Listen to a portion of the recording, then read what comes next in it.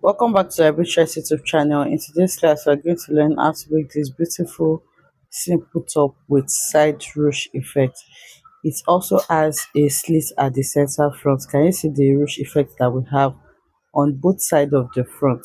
I'll take you through how to cut and sew this in this class. If this is something you'd like to learn, kindly stay tuned to the end of this tutorial. So to do this, I'm folding my front and back separately, as you can see. So the back is on top and the front is under. So before placing the back on the front, you make sure that you have allowance. So for this, I used 1.5 inches seam allowance before placing my back on the front. So after that, you mark your neck width. I marked 3 inches by 1 for the back and 3 inches by 7 for the front. The front is a V neckline. So after that, you go ahead and connect your neckline measurement. So for my shoulder slope, I came down by 1.5 inches, and then I connected that to my neck width. So for the sleeve opening, I marked 11 inches from my shoulder slope, and that is what I used for my sleeve opening. So I'm going to mark that point, and on that point, I'll take my round hip measurement divided by 4, and then you add whatever is that you want, but you know you want it to be big because of the ruche effect. So for this, in total, I use 16 inches, and then I mark the 16 inches on the hem as well. So the next thing is for you to connect it together. So for this, I use the length of 30 inches for my top. So I added extra 2 inches allowance to it, which made it 32 inches. And then for the width, I used a total of 23 inches for the width. So that's my shoulder plus my sleeve. That's the measurement I used for mine. So after connecting, you cut it out, and then you remark your front. Remember, the front is a V neckline. You raise the back up, and then you cut your front neckline. That is all you need to do. So you slash it open at the center front. So once you cut the main bodies, the next thing is to cut out facing. For this, I'm using facing. You can also use bias if you want. So I just fold this small fabric, and I'm using it to cut my facing, as you can see. So that's the back facing. You just place them on each other, and then you sew on your neckline. So for the front facing, you're going to fold your fabric into two again, and then you place your front neckline. So when you want to place it now, you can see that I am folding that 1.5 inches allowance away, because I don't need this for my facing. So I just folded the 1.5 inches allowance, and I place my exact center front to cut out my neckline for the facing. So once you cut it out, you shape your facing as seen as well, and that is what the front facing looks like. So once you do that, the next thing is to sew the center front where that 1.5 inches allowance stop, but it has a slit, as you can see. So for the slit, I measured 12 inches upward from the hem. That's what I measured for this slit. So this is the back. I have already sewn it, and this is the front as well. I've sewn the center front. So now once you sew the center front, you are going to open it up and iron. So you can see where the slit is. So you make sure you sew in your, you sew up to where your slit is. You sew the center front up to where you want your slit to be. It can be anywhere you want. So once you sew that, the next thing is to turn the neckline of the front as well with your facing. So once we do this, now we are going to use our iron to define it so that it can lay flat. I'll first iron it all around, making sure that it lays flat.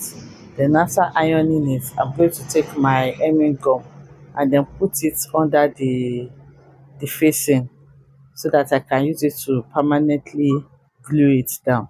This is because I don't want to see a seam line here. So you first glue down your allowance, the 1.5 inches allowance. That is what I'm using the hemming gum to glue first, all the way to the hem, so that it doesn't start poking outside. You're going to iron it, you apply steam, and then you glue it to the hem. So after doing that, you go over to your facing as well for the front.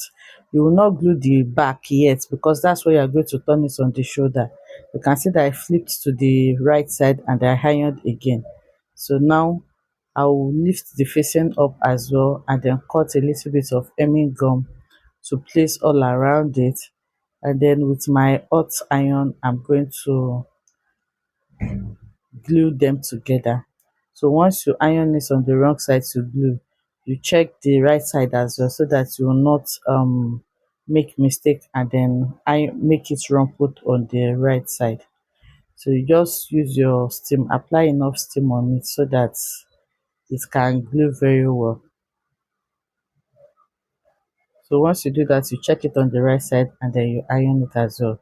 So once this is ironed, you are going to bring the back and then you align the shoulder together, then you flip the facing of the back to the front so that you can sew it.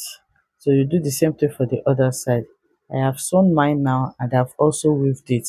So once you do that, now it is time for you to use your hemming gum to glue the back facing as well. So but first you're going to iron it for it to lay flat. Then after doing that, you're going to cut a little bit of your hemming gum. You can see that I'm applying a lot of steam. You're going to cut a little bit of your hemming gum on the back facing as well, and then you're going to iron and glue them together. So that is basically the most technical part of this. Once you are done with this, the next thing is to hem your sleeve. We're going to hem the sleeve and then close the side before we create the channel for the ruche effect. So I'm just making sure here that I apply enough hemming gum to it because I don't like my facing flying all around. So once you are done with this, you hem the sleeve. So now I have sewn it and then I've also gone to weave the side separately. You weave it separately because we are creating a channel. So after weaving it, you're going to go ahead and join your side seam together as well. You're going to join your side seam together. Okay, so now it is sewn. The next thing is to create the channel. So you determine where you want your ruche effect to start, and then you're going to make 4 ropes. You need 2 for each of the sides. So you're going to make 4 different ropes. You can see how I did for this one. So I'll take you to the machine so that you will see how I'm going to be creating the ruche effect for this as well. So now the first thing is to mark where you want the rope to start. You are going to mark it. It can be anywhere you want. So after marking it, you are going to open your side seam like this. You open it up and then you put the rope inside the seam allowance. And you see, I'll put the rope. I'm going to have 2 rope on each side. So I'll put each side inside the seam allowance and then I'm going to lock it. You're going to back stitch it so that it does not move. So after locking it now, you are going to tuck your rope inside and then you are going to sew at the tip. Make sure you are not sewing on the rope. You are going to sew all the way down at the tip. Then you do the same thing for the other side as well. You are going to tuck the rope inside and then you sew at the tip of the seam allowance. So the seam allowance is just going to serve as casing for your rope and then you sew all the way down. Make sure you hem your blouse before you do this. So you can see I'm dragging it, so you'll be able to drag it anyhow you want. So this is it on the mannequin. This is what it looks like. I hope you enjoyed making this with me and I will see you in the next one.